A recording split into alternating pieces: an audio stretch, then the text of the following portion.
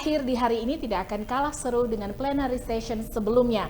Plenary session 6 will discuss about translocation, transformation, and transmission of tradition with Dr. On van Engelhoven and Dr. Farabi Faki MPhil, and will be guided by Zaki Khairul Umam MA as moderator. Selamat siang Pak Zaki, apa kabar? Baik, untuk waktu dan tempatnya kami persilahkan Pak Zaki untuk memimpin Plenary Session 6. Selamat siang, good afternoon all. We are arrived at the last plenary of today, International Conference on Indonesian Culture. So we have today two distinguished speakers on the topics of translocation, transformation, and transmission of tradition. So first of all, let me introduce two distinguished speakers. The first one is Dr. Farabi Faki, or we know him as Abi, Pak Abi. He lectures at Gajah Mada University. He pursued BA, MPhil, and PhD in 2014 in history from Leiden University.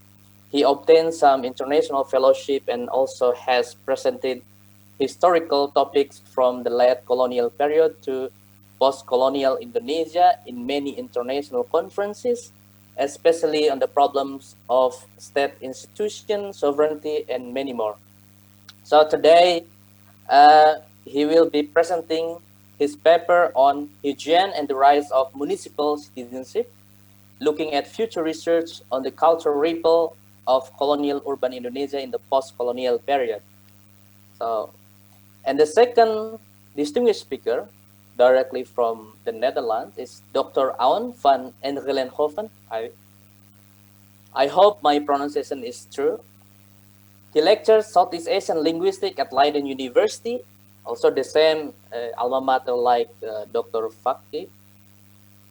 He received PhD degree on a description of Leti, an endangered minority language in Indonesia in 1995. So courses he teaches, among other things, are Indonesian language, Leti language, language use and diversity, and oral tradition. His research focuses on the linguistic, anthropology, and semiotics of verbal arts, including lexical parallelism, oral poetry, and the use of language for the transfer of ritual knowledge. So Dr. Engelhoven will be speaking about mending tonsorists, creating a narrative identity in the Malukan diaspora community in the Netherlands. The first speaker will be speaking about history, and the second one, I think, will be more emphasizing on the anthropological linguistics. So there will be two recorded video or presentation that will be started soon. I think the first one will be started from the paper by Dr. Farabi Faki, Hygiene and the Rise of Municipal Citizenship. Please.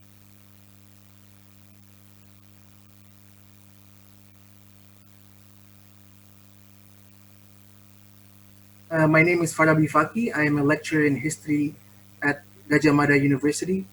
My lecture today will be discussing on the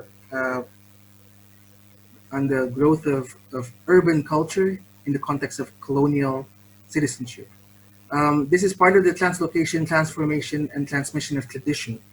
And so I will look at the roots and the transmission of a particular urban tradition that has ramification to today's conditions. The title of my paper, or the title of my presentation, is Hygiene and the Rise of Municipal Citizenship, looking at the future research on the cultural ripple of colonial urban Indonesia in the post-colonial period.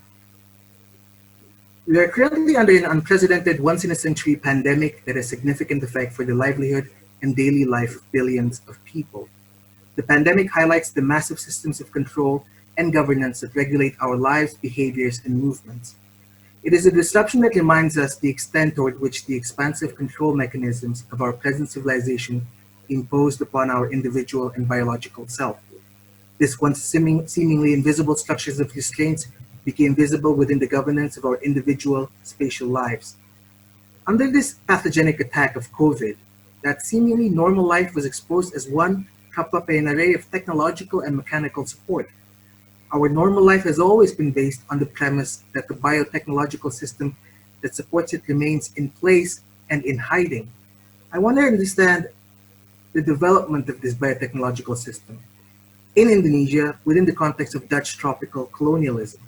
In particular, I want to see or perhaps nudge the interest among researchers, especially Indonesian historians, to understand better the role through which the biotechnological systems of colonialism determined the emergent forms of culture in Indonesia, in particular, urban culture. Why urban culture? Because the city, perhaps more than any other spatial construct that emerged in the colonial period, was where the application of a biotechnological system became the most pertinent. What do I mean by biotechnological systems? Well, Western expansion and colonialism was driven by the need for capitalist expansion. The effectiveness of capitalist expansion lies in its ability to integrate and innovate new people and areas within its systems of reproduction. We can look at capitalism as a form of technology in a sense that it applies technical, institutional, and engineering solutions and innovations that transform non-Western colonial areas. Colonies are also context zones through which new modes of culture and living emerges. These are context zones through which new knowledges are produced, which are often used to strengthen the hegemonic domination of Western overlord. If you look at the picture seen in the screen, the way in which this society, this new slave society in the Americas, it was something that emerges not within the context of the American continent. It was something that was brought together by capitalism. The landscape was transformed, but also the people were transformed. You have slaves which are imported from Africa. You have Europeans that were imported to manage the plantations. So it emerged separately. Western colonialism in general followed two models which were determined by the specific biotechnological conditions. The first is the settler colony. Settler colonies occur in temperate regions, often with similar ecological conditions to Europe. Settler colonies tend to raise native society and landscape in order to be reconfigured into European ones, allowing for the creation of autonomous European societies, as can be seen in places like the United States, Canada, Australia, Argentina, or New Zealand, among others. The second is the plantation colony. The plantation colony occurred in tropical areas where ecological conditions were very different from Europe. Europeans could not acclimatize easily in the tropics, and many succumbed to various tropical diseases.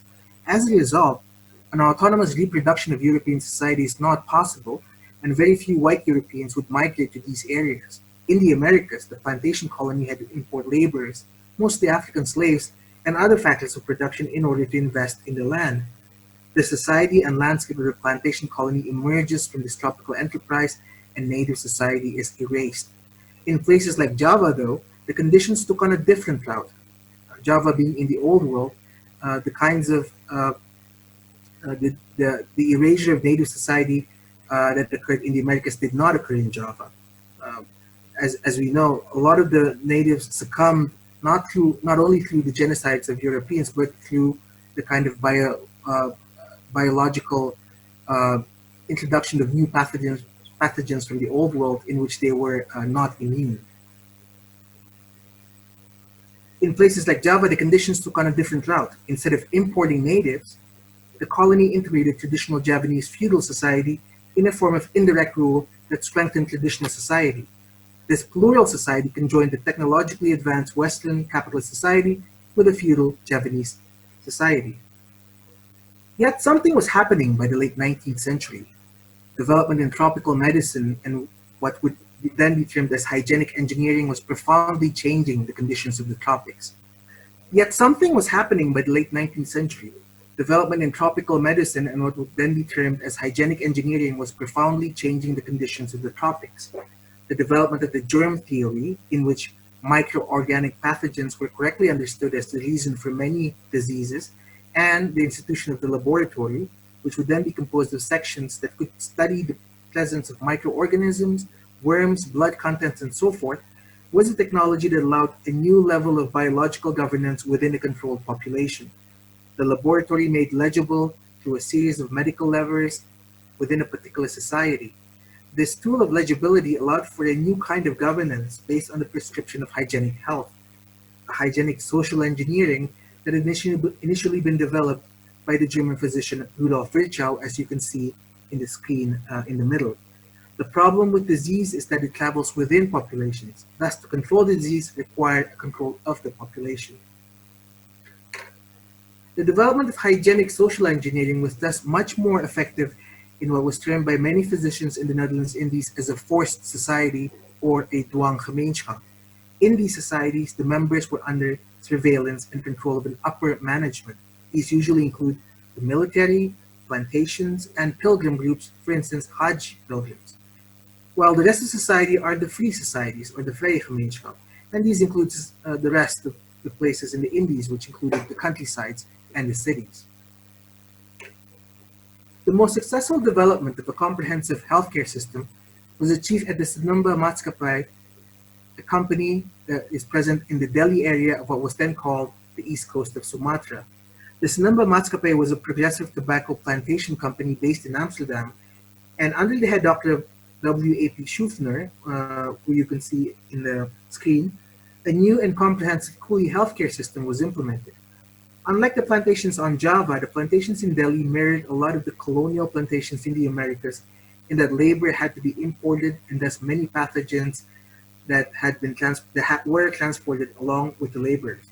Schuffner's system was based on the creation of a network of hospitals centralized within a central hospital and with an attached laboratory. And from that, spokes, auxiliary hospitals and clinics would integrate the various sites of the plantation within the company. The plantation controlled the movement of the coolies, the living conditions in the barracks, the clothes of what the coolie wore in the fields, and the diet that they consumed. So the level of control of the coolies were significant in that they controlled the movement and the behavior. Coolies were quarantined when they arrived at the plantation, and sick coolies were quarantined and prescribed treatment. The system produced phenomenal results that saw a reduction of death rates and increased fitness in coolies. The death rate matched those in European countries, and Delhi plantations became even healthier than many Japanese cities, in fact, practically all Japanese cities. Now you can see in the graph that I placed on the screen ahead, in front of you, significant drop in the death rates of the coolies, the Senumba Maatskappij. And it is considered as part of what's called the Delhi miracle, in the sense that the application of this systemic healthcare system truly had a wonderful result in reducing the death rate.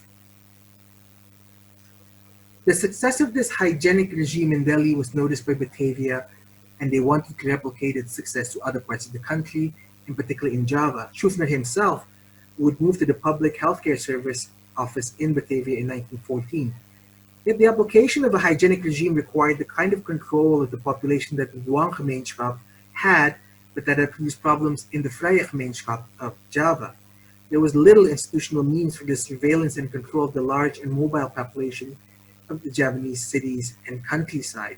So if you see on the left, this is a schematic that was designed by Dr. van Lochem, who was head of the Public Healthcare Service, and he based this on the application of the healthcare system in Senumba. But this one was designed to be implemented in the municipalities. And as you can see, it required the kind of institutions and the kind of money that, as we will see later on, is something which the municipalities were not really willing to fit the bill. On the right-hand side, this is the laboratory which was present in Medan as part of the central laboratory of the Delhi Maatskappij. There was one place which offered the potential for the application of such a system in a free society, and that is the municipalities. A nationwide application of healthcare was completely out of the question because it would have been incredibly expensive. But within the rise of municipal movement, the rise of cities in the Indies since the early 20th century, the possibilities for the application of a hygienic healthcare system was there. The application of hygienic engineering and the healthcare system had a large role to play in the global urbanization of cities from the 19th century onwards. It was also the result of industrialization and reduced cost transportation, but certainly cities became more healthy and more able to absorb more people. In the Indies, in the early 20th century, a decentralization movement had occurred, and there was the rise of what was then called the municipal movement. Yet, can municipalities themselves be considered as a form of biotechnological system? How successful was it in implementing a comprehensive hygienic system in what was essentially a free society? The relationship between coolies and the administrators of the Snamba Matskape was determined by employment and its regulation. But the relation between municipalities and its population of free individuals required the development of a form or forms of municipal citizenship. Citizenship implied a form of negotiable space and engagement with rights and duties in a way that was stronger than enforced societies. One major thinker that had affected municipal thinking was the hygienicist and promoter for the municipal movement, H.F. Tillema. Tillema's major contribution was through his massive 5-volume book, the Chromoblanda, as you can see on the left of the screen, which chronicled the living conditions of the various indigenous societies in the cities and in their respective local environments. Tillema promoted what might be termed as a hygienic citizenship. Like many people during the early 20th century, he had a Darwinistic vision of the world. There was a worry among many thinkers in Europe that the success of hygienic science would result in the reduction of fitness of the population because less fit people were able to breed more children. Yet, this was something that wasn't shared by Tillema. He was a follower of the German eugenicist Wilhelm Schallmayer. Schallmayer thinks that the differences within races were greater than that of the differences between the races. He promoted the need for a general uplift of all races. Thus, he was much more progressive than the kind of eugenicist that is often heard these days, which has promoted only white supremacy, for instance. Schallmayer and Tillema both think that the root cause for the genetic drop in fitness was the result of culture, in particular industrial culture. Tillema pointed out that the downfall of nation lies in the cities, and he pointed out that industrialized cities resulted in the reduction of the birth rates. It may seem odd that a person with such a negative view of the cities is considered as one of the biggest promoters of the municipal movement in the Indies. Yet Tillema believed that through studying local anthropological cases of various people in the Indies, cities can create a new biotechnological system based on the notion of genetic fitness. So in that sense, municipalities can be transformed into a tool to increase the genetic fitness of the various races that are present in the Indies. Tillema sees that the drop in birth rates in nations that have industrialized and urbanized point to a drop in genetic fitness. By tailoring conditions of the mother, child, and families, the uplift of the genetic fitness of all people of the Indies could be achieved. The idea of a genetic and hygienic citizenship became an ideal form for colonial development, in particular for municipal development. Was this achieved? The municipalities were hampered in developing a comprehensive healthcare system along the lines of Delhi. Firstly, Batavia was unwilling to provide the necessary help for the setup of a healthcare system under municipal government. In fact, only the city of Batavia had a municipal healthcare system in place under its municipal government. Instead, much of the limited healthcare was centralized under the public healthcare system. And while many municipalities created hospitals, they functioned to cater to clients and not to the wider society. And it was thus cannot be part of a wide or much more limited within the wider hygienic system. Part of the reason for this limitation was that municipalities themselves were unwilling to foot the bill. Healthcare was expensive. For societies like Sinumba Matskape, coolie healthcare was part of the bottom line determining company profit. The large expenses required to import coolies meant that it made sense to pay for coolie healthcare. This financial reward was absent in cities, despite the fact that many of the tax money that municipalities obtain come from lower class Indonesians. Secondly, the presence of kampungs in city, which are dwelling places for most Indonesians, was initially outside the jurisdictions of the municipalities. The various municipal conferences on public housing and the kampung questions are meant to incorporate the kampungs within the municipal fold and eliminate their adat autonomy by arguing that kampung lack adat solidarity and cannot be considered the same as the adat communities in the desa. Kampung autonomy was gradually chipped, yet the municipalities again was less willing to foot the bill in order to apply the kind of biotechnological system that Tilema had envisioned, so that the project to genetically uplift the Indonesians could start.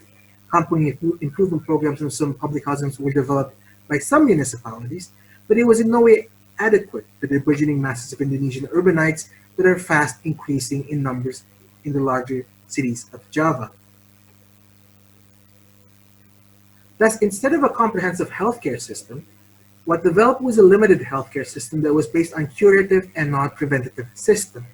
It was a system based on paying clients instead of the biotechnological system envisioned by the promise of hygienic engineering. Its application produced a differential and class and race-based municipal citizenship. The citizenship is not only determined by the different access to healthcare, but also other forms as well, such as access to credit or land and others, which grew to draw a deep line between the middle-class urban dwellers and the lower-class kampung dwellers. This line is oftentimes political, but it is also deeply cultural. The interconnectedness between identities, cultures, and the fractured biological citizenship that has its roots during the rise of the municipalities is replicated in the colonial present. It can often come to the fore during political and economic crisis, but also during healthcare crisis or health crisis, as is currently the case with the global pandemic. Yet, what will be the culture of the kampung, and how does this particular cultural forms appear within the emergent engagement with its truncated biological citizenship? How does middle-class cultural forms appear as well within the same engagement with a different form of biological citizenship? These questions are tantalizing. I believe that tracing these developments would represent a fruitful inquiry to understand the post-colonial effect of these path-dependent development of the late colonial biotechnological system and citizenships within cities. In a way, decolonization sort of frees the failure of the biotechnological system, and thus the replication of the difference between middle class and kampung citizenship is continued because of that freeze. Cities thus remain the hotspot for viral spread, and understanding the way in which cultural engagement with the disease may be determined by the long colonial roots of biological citizenship, and this may open a deeper understanding of their differential resilience in the face of the crisis. Thus, my last words for this is that I encourage the continuation of studies in understanding how biotechnological systems, the colonial period, determined or developed within the context of these different urban cultures that appeared in the post-colonial period. Thank you very much. Thank you very much, Dr. Farbaki. Before listening to the second speaker, I just want to say hello first to the two distinguished speakers today, because in the first I didn't see any of you because this is online, and I just was running from my office into my home because of the internet problem. Good afternoon, Dr. Farbaki and Dr. Aun van Engelenhoven. Can you unmute your speaker, please? Good afternoon. How are you? Apa kabar? Hello.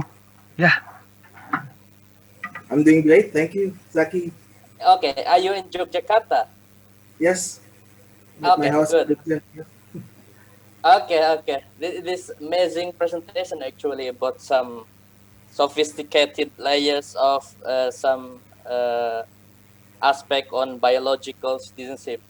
And how are you, Dr. Aun van Engelenhoven? I'm fine. It's Are excellent. you at Leiden for the moment? Yes, I'm in Leiden. Oh, good. I am happy to hear about that. Thank you very much. So Yeah. let me listen to the second presentation by Dr. Aun van Engelenhoven.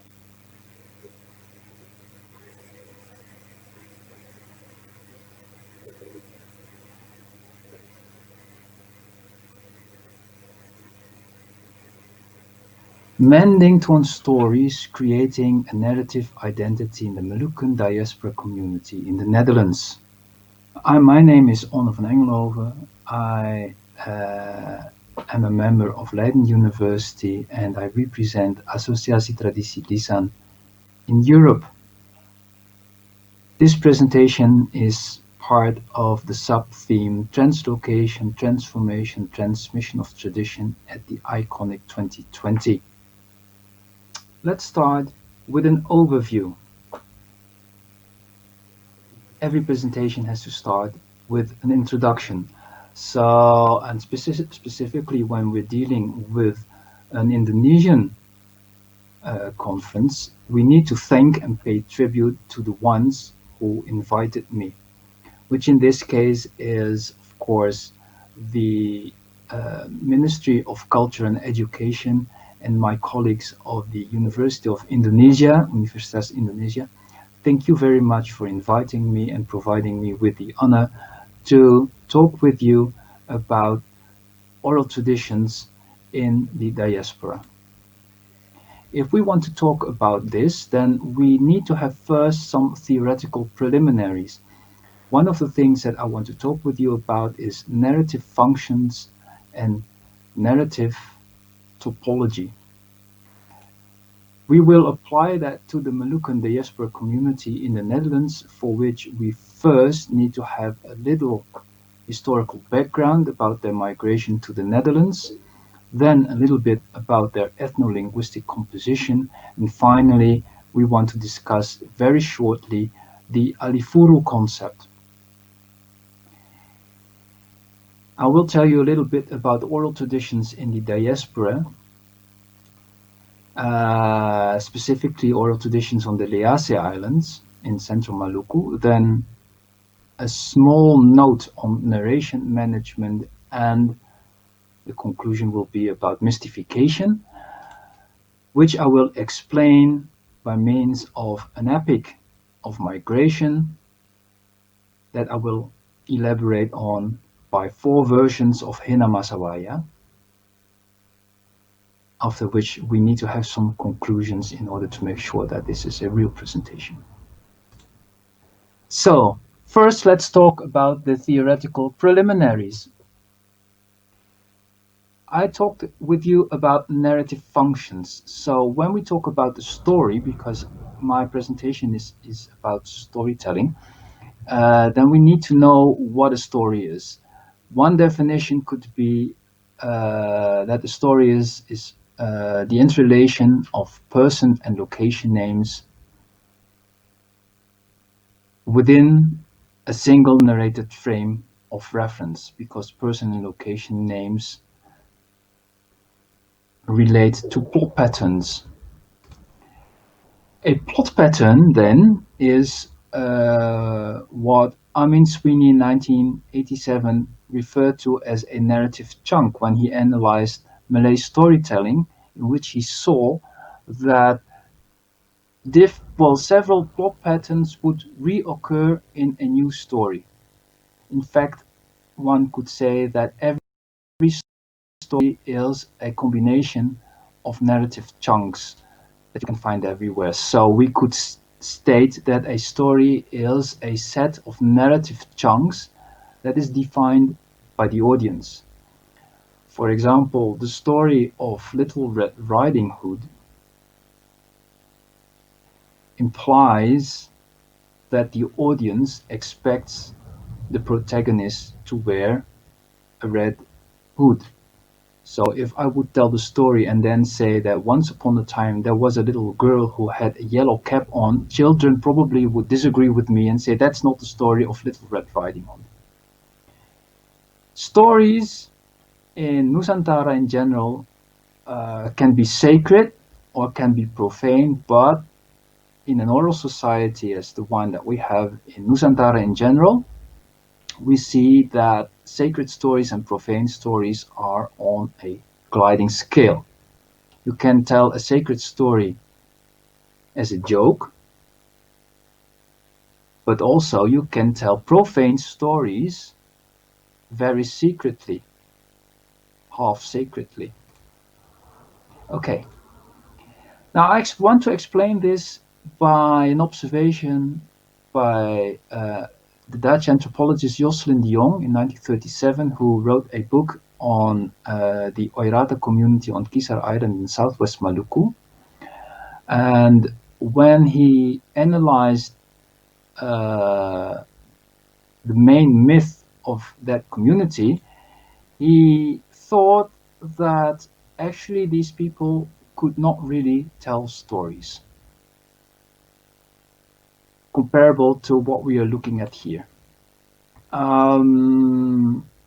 This moving picture that we see here is from Lucas Barbosa, a mathematician, who tells us that even though now we see a torus or a cookie if you want, and now we see a mug, which are two different things then, according to mathematical topology, it's the same thing. Which is something for me personally that I don't really understand. If we apply this thing of topology onto narratives, then we have something like a narrative topology. In this example, the narrative topology of the Sorot stories, where we have at least three versions, one on Kisar Island with the Oirata community, and two in East Timor with the Tutuala and Latulo communities. Then we see that in the Latulo version, the protagonist only has a pen, whereas in the Tutuala version, it's more elaborate because the protagonist has a pen in the book, whereas in the Oirata version, it's most elaborate because there the protagonist has a pen, a book, and ink. And people from there would say, well, in that case, the Oirata version is the most elaborate version of all, but all of them refer to the same story. But from a Western point of view, we would say that no, we have three different stories. The Oirata version is not a version of the Sorot Malay story, it's just a different story. In an oral community like in Southwest Maluku, different stories would be seen as part of the same meta story. Okay.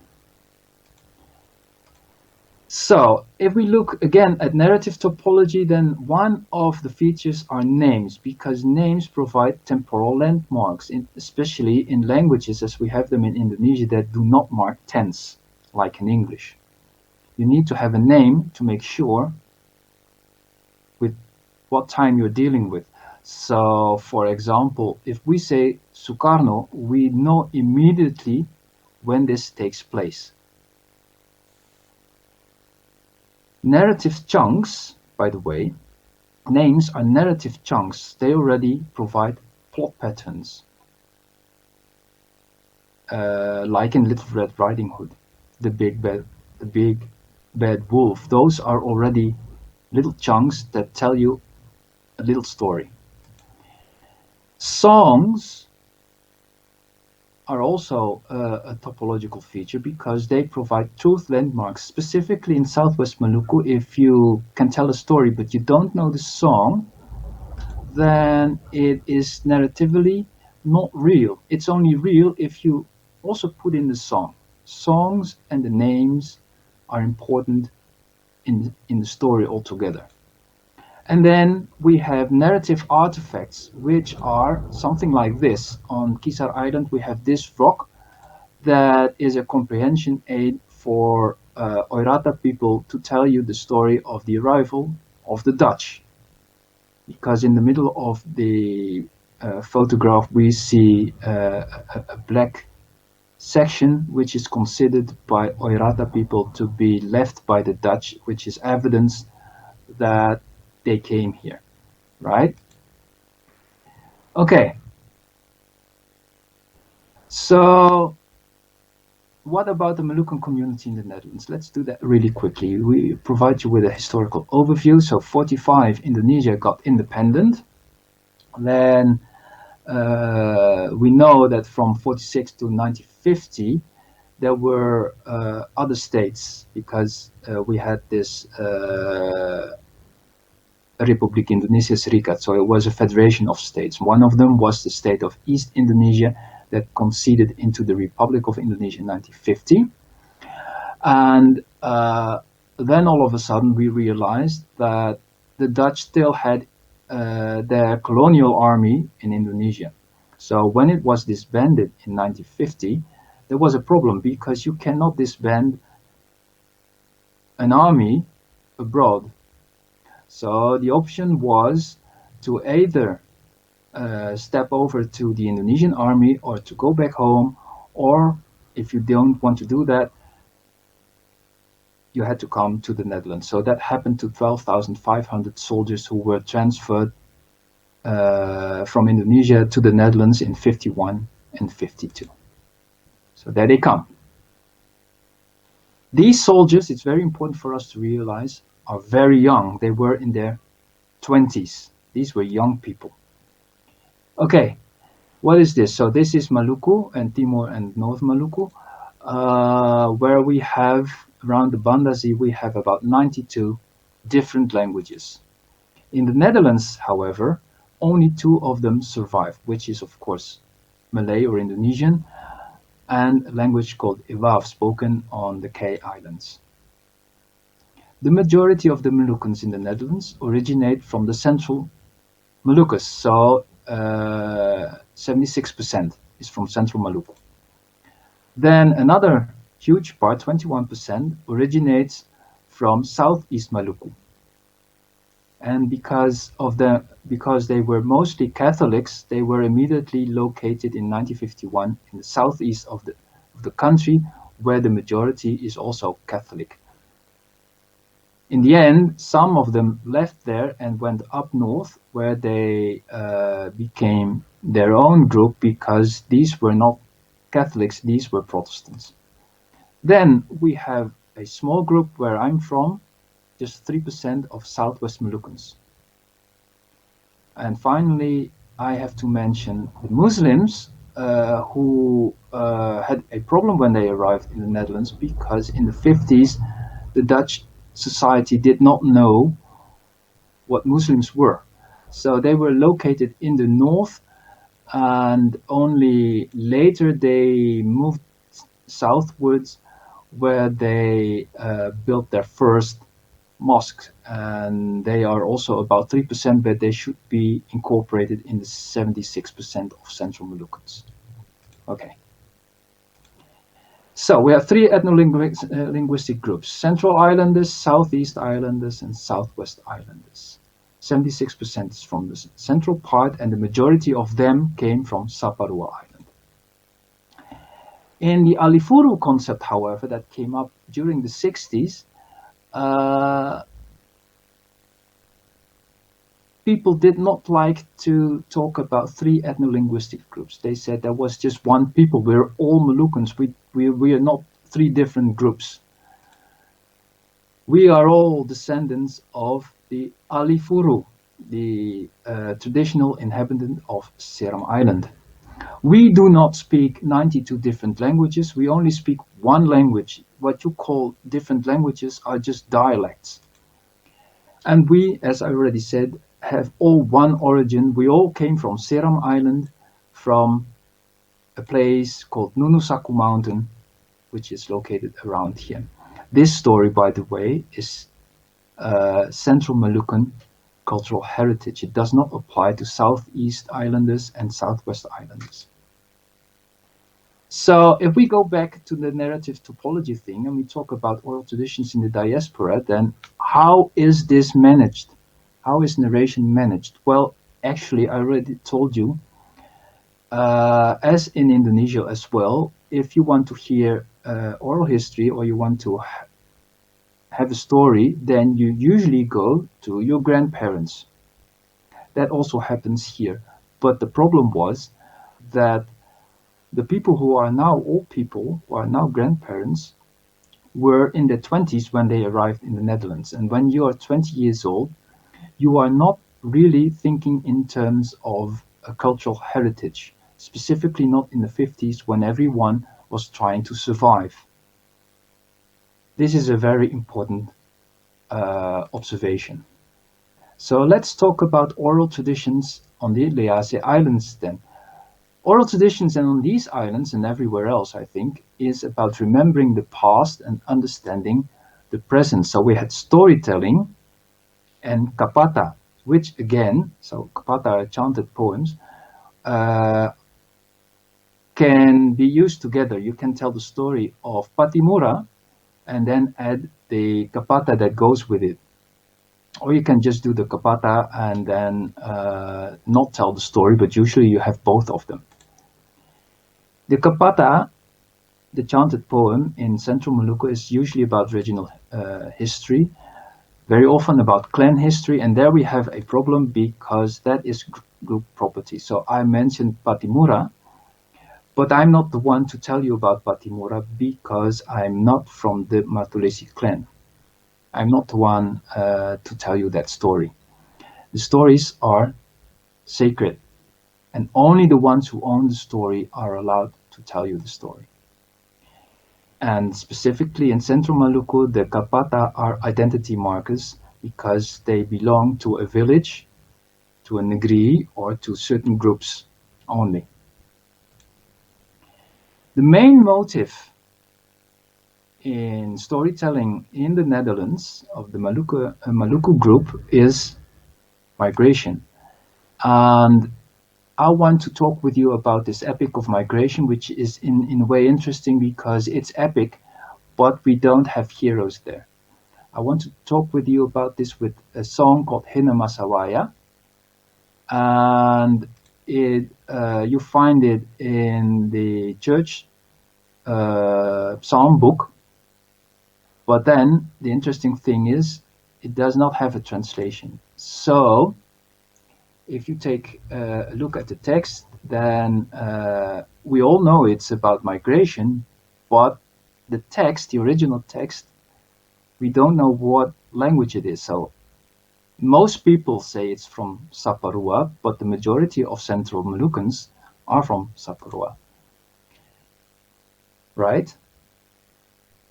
And then some say, no, it's from Nusa Laut, which is this island. It's not in the Saparua language. I've also heard people say, well, actually, that's also not true. It's from Tulehu. Tulehu is a village on Ambon, and it has a totally different language.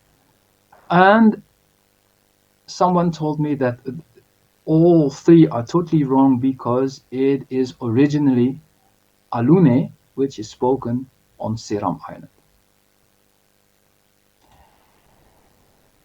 In other words, we sing a song and we don't know what it is.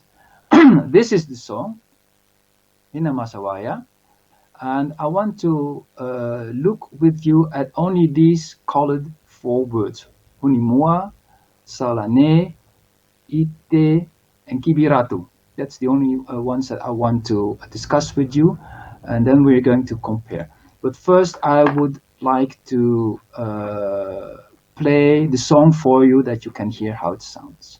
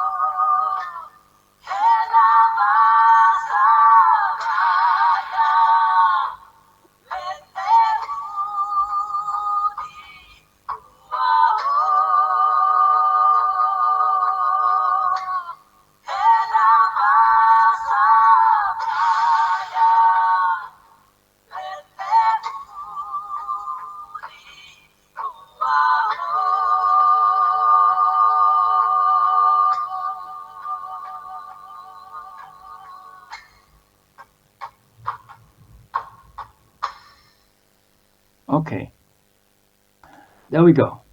So in the version 1 from Saparua Island, I want to compare that with version 2 from Di Chayo Productions in 2011.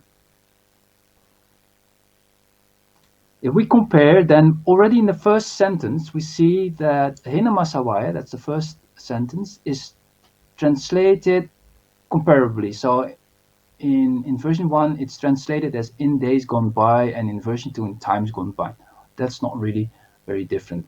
But if we take a look at the second line, in version 1, it says, we Alifuru came from the mountains of Honimua, but the word Alifuru is not in the text. And in version 2, it says, we came to Honimua on Seram. The word Seram is also not mentioned. If we go to 3, then this is the word Salane that originates from Malay Sala. That's translated as not appropriately, which, okay, I can do with that. But in the counterpart in version 2, in 3,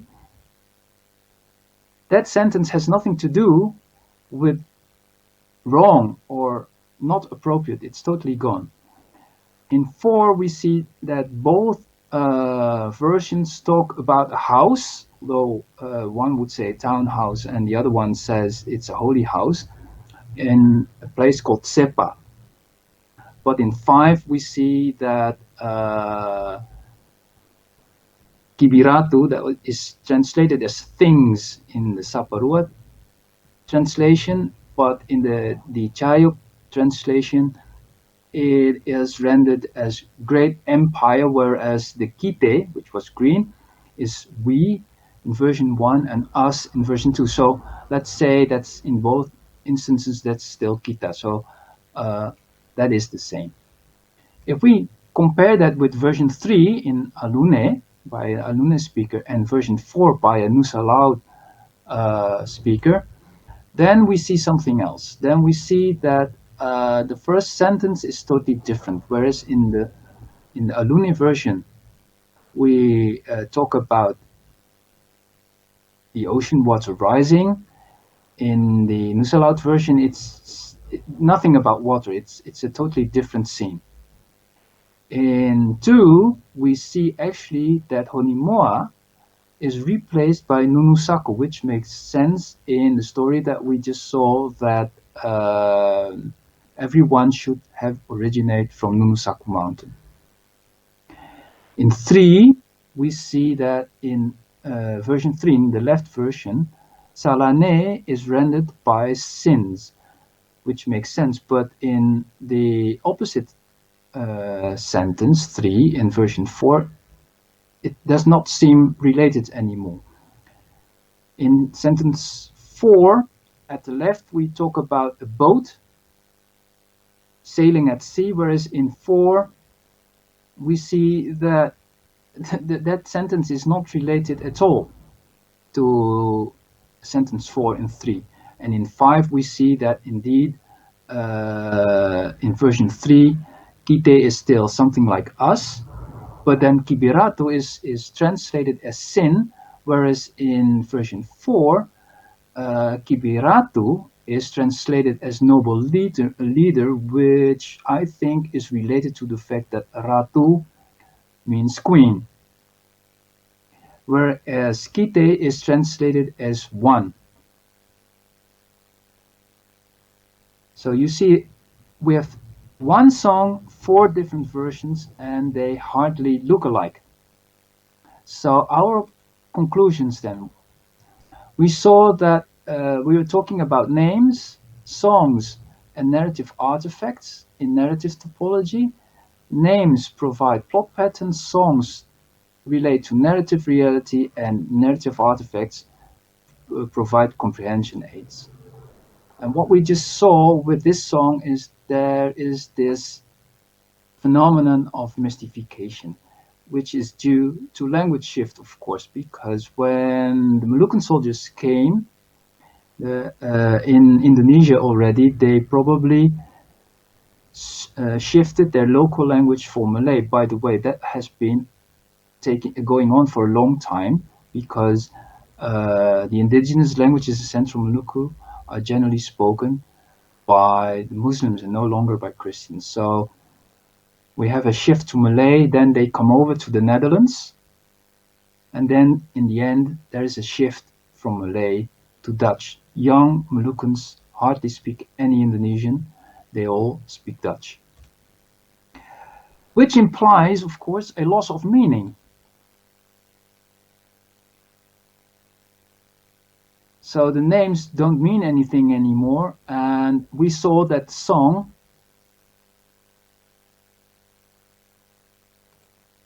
means something else in a way. So if we take another look at this, then we see that the song actually became a narrative artifact. And the song is reinterpreted.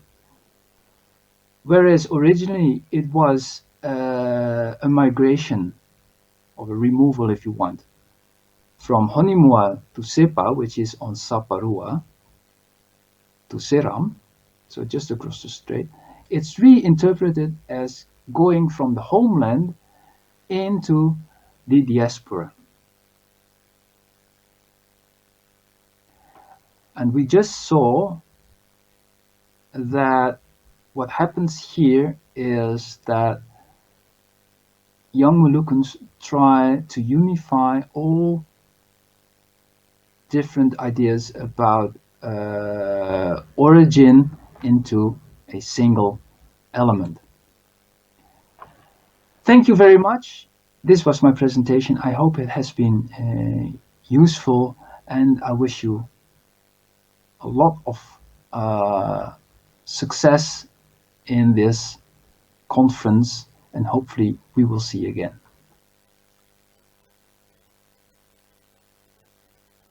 Thank you very much for Dr. Aun van Engelenhoven presentation.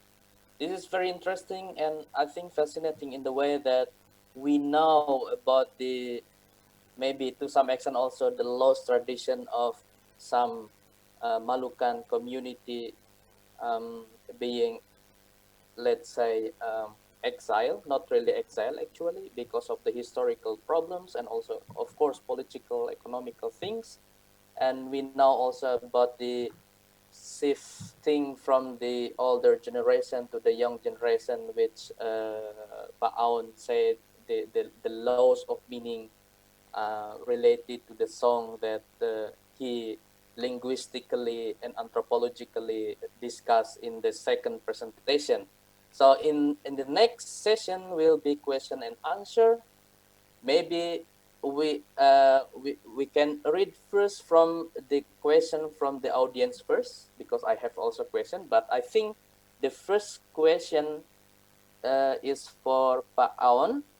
The question is, Indonesia has 946 folklore spread throughout Indonesia.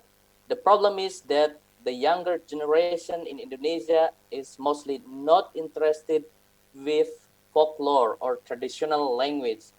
How actually do we teach young generation to appreciate our culture? Please. Thank you very much for that question. That's a very difficult question. It applies actually to everywhere, I think, around the world where we see this phenomenon.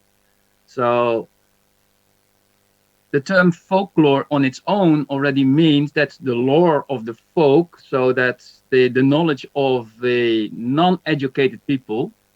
And that is something that in modern society doesn't sound okay. So young people want to have something coolish, something new. We want to innovate all the time. And that's actually the reason why we don't look at things that we already have. So my suggestion would be that we have to show, because I think we are obliged to do that, we have to show the beauty of what we have. Of course, it's good to innovate, but it doesn't automatically mean that we have to throw away what we have. Because if we do that, then it can happen, as we can see with the Moluccan youth in the Netherlands, that we lose more or less our own identity. We have to reinvent our identity all the time. Whereas in Indonesia, you have all this material, it is yours, but on the moment that you throw it away, you won't get it back anymore. So before you do that, really analyze it rightly. Don't use a Western perspective, use an Indonesian perspective, and then show it to the outside world. I think I would suggest something like that. Interesting. So any audience can maybe perhaps asking question directly or maybe writing in the chat room. If not, I have some question actually to Farabi. Your paper, I remember now about the genetic fitness that becomes one of the character for the, if I'm not wrong, biological citizenship. So this, I think, originated from the German thought, yeah, if I'm not wrong. To some extent, this is related to the idea of fascism that became emerged in the German society in the early 20th century and maybe transmitted differently into the Netherlands and then coming to Indonesia becoming something like a different idea. But I'm curious about the idea of genetic fitness in particular. And the second one, perhaps, to what extent Indonesia government copied the concept of kota praja from late colonial period into the post-colonial one. Whether they copied, let's say, in verbatim, in comprehensive way, whether there are some modification, and to what extent this shifting circumstances change the Indonesian society at that time. Thank you very much, Zaki, for your question. Well, the first question on the rise of genetic fitness or eugenics, I guess in general, obviously, actually several places in Europe has that tradition, and of course the US is also a very strong place where there's a tradition for eugenics. In the context of Germany, yes, it's very interesting because we think of eugenics, of course, as being very much rooted or as playing a very central role in the rise of Nazi ideology. Yeah. But if you go back to the late 19th century and early 20th century when it was growing, it actually was a very broad political movement in a sense that it didn't only occupy the minds of people on the right, but also on various spectrum of the political spectrum. And people like Schallmeyer, whose idea Haeftilma copied or Adopted. was very much a progressive in a sense. He believed in the context of so he had a technocratic view of trying to implement genetic fitness for all races. Now, someone like Haeftilma and a lot of the people within the municipal movement in the Netherlands in these days, a lot of them were from Delft, and they were very leftist. So they were socialist thinking. So quite progressive. But in that sense, and so it's important then to realize then that it came in a different form. And the focus of it really comes on, the idea of genetic fitness was to look at family and to look at, what do you call that? So one of the major issue was about reproduction, right? About the reduction of birth rates. And so the idea of it really comes into looking at how to make better families.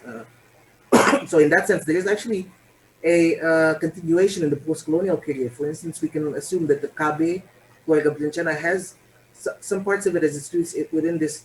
So it's not just merely within the context of fascism, but actually is within much more of a context of technocracy, of progressive technocracy, which dominated in the early 20th century within the ethicist movement in the Indies.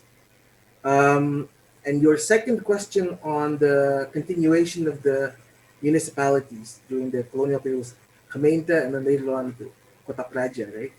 Yeah, that's an interesting question because, in a way, if you look at how the Khmer developed, it has a strong technocratic side to it. A lot of the people that were working in there, especially engineers, they were imbued with the socialist ideals of trying to make a.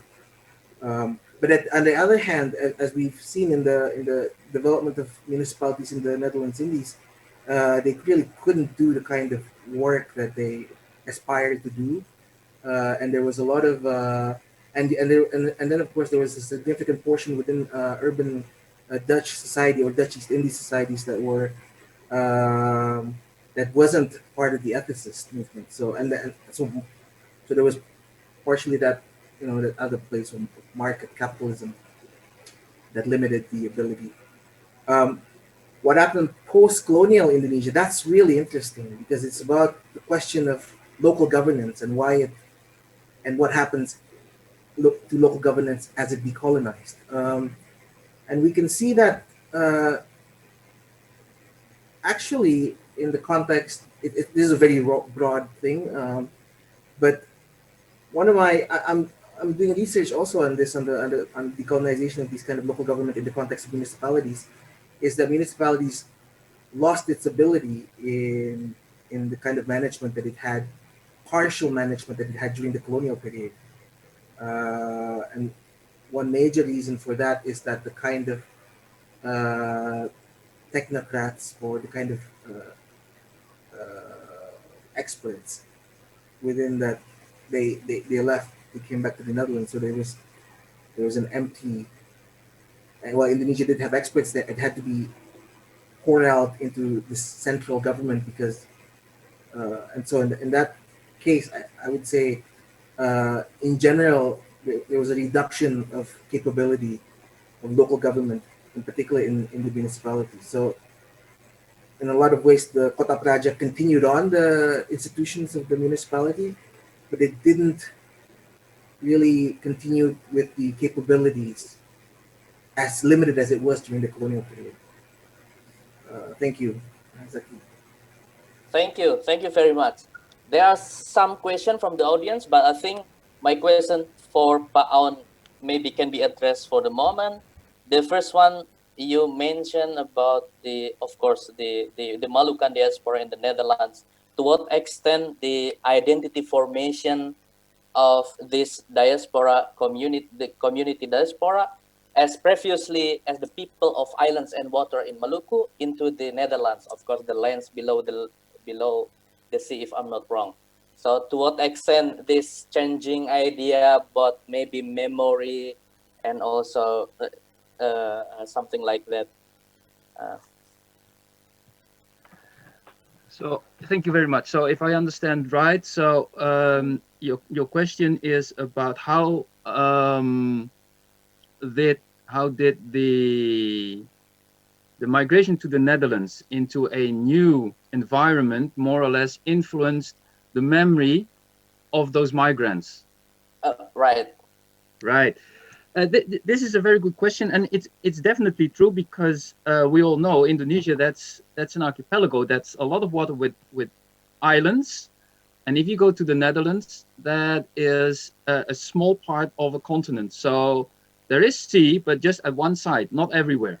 It's just at one side, and this, for example, had an effect on the southeast Moluccans. I told you about that went up from the south to the north of the country, where you don't have any sea, whereas this language, this K language, this Iwav language that they used to speak at home, depends very much on the difference between land and sea.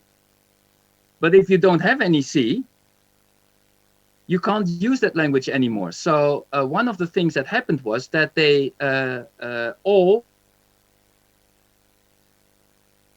changed from the local language that they still had to Indonesian was more useful in this context. If you don't have any sea, you can still use the Indonesian concepts, but on the moment that you do that, you also lose something. So in case of storytelling, for example, you don't know anymore what the name is of your hero in the story, you lose a very important semantic element in storytelling, and it just becomes one of the stories that there are so many of. And then if you step on again from Malay or from Indonesian to Dutch, the story changes again.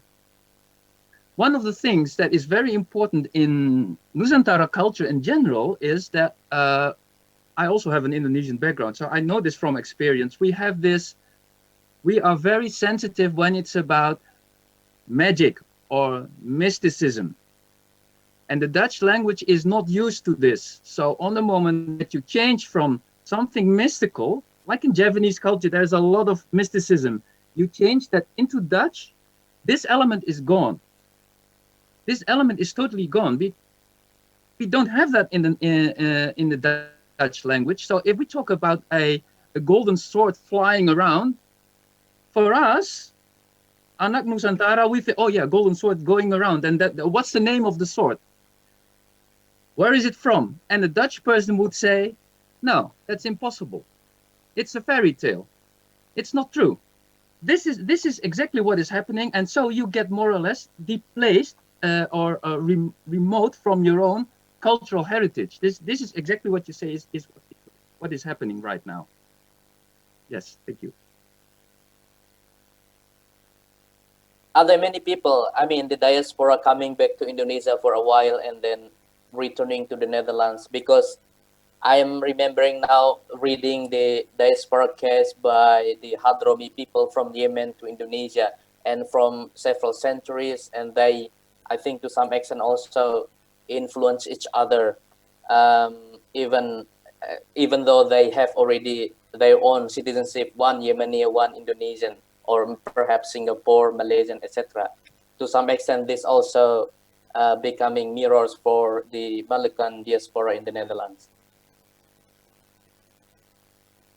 So, yeah, well, one of the things is on the moment, one typical feature for Indonesia is that, well, it's just the Bhinneka Tunggal Ika. It just means there's a lot of diversity, and that is fine. We're one, but we're diverse. If we go to the Netherlands, we saw that already in the presentation, we cannot be Bhinneka. We have to be one. You cannot be different. If you are different, then you have to hide that. Don't show the difference. So, and then you see this is what happens with migration. It's not only with the Moluccans, it's also with Indonesians who move to the Netherlands. If you're in Indonesia, it's fine to be a Batak or Makassar or whatever. That's fine. It doesn't really play a role. But on the moment that you come to the Netherlands, then you're an Indonesian, and you're not really. It doesn't really make sense to say no. I'm Simatupang. I'm a Batak. So no, you're an Indonesian. So this happens, and what you also see with a lot of Indonesian migrants or guests, if you want, in Europe, is that they adopt intangible heritage from other parts of Indonesia. They adopt it as that's Indonesian. That's also me. So it doesn't really matter if we say, oh yeah, but that's a Balinese temple. Yeah, that's also Indonesia. On the moment that you're back in Indonesia, it's no longer an Indonesian temple, it's a Balinese temple. This is the thing. So on the moment that you're, let's say, displaced, you collect all these features in order to identify yourself with. And the interesting thing is, the other way around, if the Dutch go abroad, the first thing they drop is their own language. Dutch people are known in the world that on the moment that they go abroad, they don't speak Dutch anymore, which is, for me personally, very awkward, because language is something that is very close to you, and Dutch people are the first to put this outside. Farabi must know this, that if you go to the Netherlands, the Dutch people are very, very quickly speaking English. They don't want to speak Dutch with you. And this is a cultural thing. Yeah. And it's exactly as you say. Yes. Thank you. Thank you very much. We have other questions from the audience for Farabi here. The first question is related to whether the hygiene topics that you discussed before can also be mirrored into the current situation of COVID-19. What do you think about this one? Bagaimana yang diajarkan postkolonial yang mempengaruhi masa kini? This is the second statement of his question. The second one from Rifari Yuristiadi. He has question about Dutch urban culture that you mentioned in presentation. Is it related to your recent research in Kota Baru? To what extent you explore this concept in Kota Baru? Maybe related to your presentation. Farabi? Do you understand the question? The second. Thank you. Okay. That my internet is unstable. Sorry. Oh, I see. But I hope. Now clear. Can you listen to me? Yeah. I can listen, but your video is just stopped for a while. Maybe your video just off and then yeah. Yeah. Okay. Good.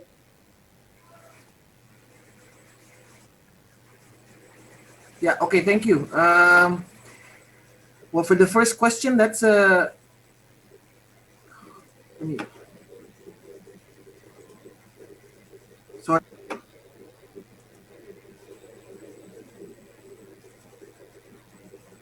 Is it clear now? Am I clear? Yeah. We can listen to you. Okay. Thank you. Well, it's quite difficult to see or to think of whether COVID can determine, because what's interesting about, I think, the development during the late 19th and early 20th century is it's, first of all, it's a very long period, right? And second, it's really much more related to sort of rising management related to local governance that developed over time. So in that sense, if there might be some effect on the way COVID determines movements or behavior, but whether it has like a long-term effect, that's something I can't really answer. But what's important, I guess, in the context of the sort of technological system that developed in the late 19th century, early 20th century, is how much it's layered into our local governance. And so now we can understand that even until today. So that's why it's important is in understanding how it developed in the past. For the second question, I think I read the question from the Q&A, and well, the research on Kota Baru is different in a way, because Kota Baru is a small part of a municipality of Yogyakarta, right? And Yogyakarta itself is different from a lot of other municipalities because it's within the context of the Sultanate of Jogja. So, but in a lot of ways, it had obviously the same development as other municipalities in Java. So I guess in that sense, partially we can say that yes, the sort of the rise of like town planning in relation to hygiene did affect the way Kota Baru was planned in Jogja, but on the other hand, it's only a small part. So again, it's much bigger. I think what's interesting is understanding to what extent these new ideas of biological citizenship or technological approach to hygiene affected a lot of cities in Indonesia and affected the way Indonesian cities govern themselves. So those aspects is, I think, what's interesting. Thank you, Zaki. Yeah, thank you. I think we have no more question, but I have maybe the last question from me for Pak Aon. Um, we understand some things from your presentation about the different versions of 4 songs textually. Actually, do or did some Moluccan people in the Netherlands also translated this song from these 4 languages into Dutch, for example, or not, as a kind of continuation of memory? Yeah, thank you very much. Actually, I made the English translations. These were all translations into Dutch. Okay. So, and the tricky thing is, they made a translation, but based on what actually? Because they are not speakers. So how did they make the translation? This was an emotional translation. You could also see that some lines in the original just had 3 words in it, but the translation was enormously long. And this shows that actually this is not really a terjemahan harfiah. It's an emotional thing. No, they mean this with this. This is what they mean with that. And then you get these enormous long explanations of things. So, but this is something that is also very Nusantara. If we ask someone, someone sings a song for us in a language that we don't understand, and we ask the person, what does it mean? Then we don't get a translation, but we get an explanation of what it is about.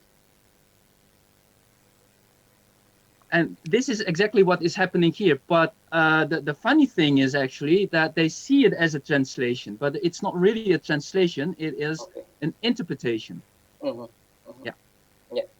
Thank you. Thank you very much. Maybe we can upload online for both presentation. And thank you for Dr. Aon van Engelenhoven and also Dr. Farabi Fakih from UGM.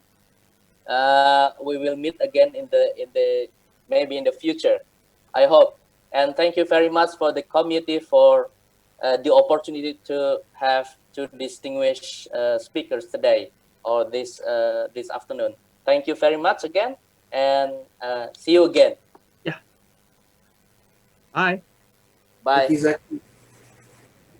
Bye-bye.